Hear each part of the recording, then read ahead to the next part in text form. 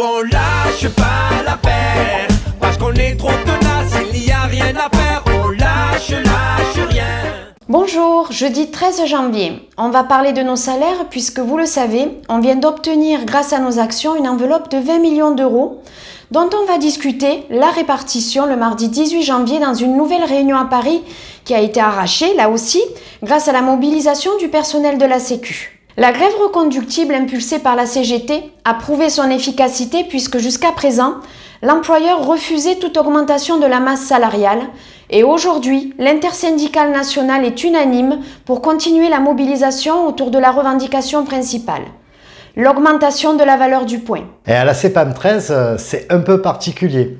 Lors de la séance du CSE du 16 décembre, le secrétaire du CSE s'est exprimé et a dit « L'augmentation de la RMPP devrait être consacrée au plus bas salaire et c'est une bonne chose. » Bon, on n'est pas d'accord avec ça parce qu'on est conscient qu'il y a une volonté de diviser les salariés et qu'on ne veut pas d'une nouvelle prime en fonction du coefficient. Parce que c'est tout le monde qui a fait la grève et tout le monde veut une augmentation. Et enfin, parce que ça va aggraver le tassement des rémunérations avec des perspectives de carrière déjà pas flamboyantes. Tout ça, c'est non négociable, on lâchera pas, on veut une augmentation de la valeur du point qui profite à tous. En 2022, c'est reparti sur les chapeaux de roue. Les fêtes et les congés n'ont rien entamé notre détermination. Ça bouge partout dans les organismes sociaux avec une belle prise de parole de la CPAM 82 à Montauban et une grève déjà décidée à la CPAM du Loiret et bien d'autres. On a aussi l'exemple de la CAF 54 où CGT et FO ensemble appellent à la grève le 18 et le 27 janvier.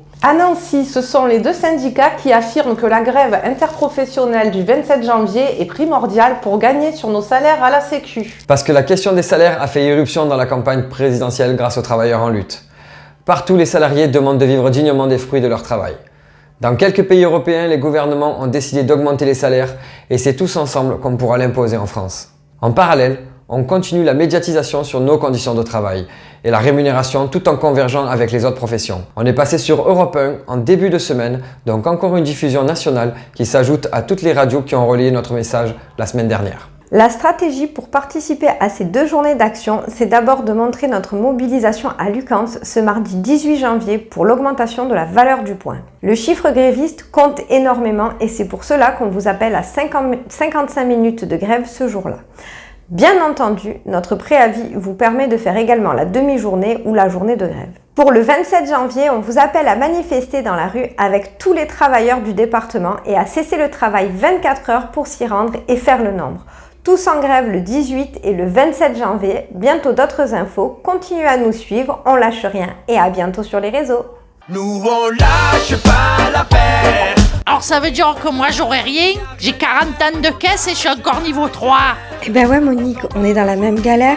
Avec mon salaire, je peux même pas me loger et pourtant je suis niveau 5. Vous imaginez le jeune qui vient de rentrer avec un salaire au SMIC? Eh ouais, bien sûr, tu as raison Mino, tous ensemble.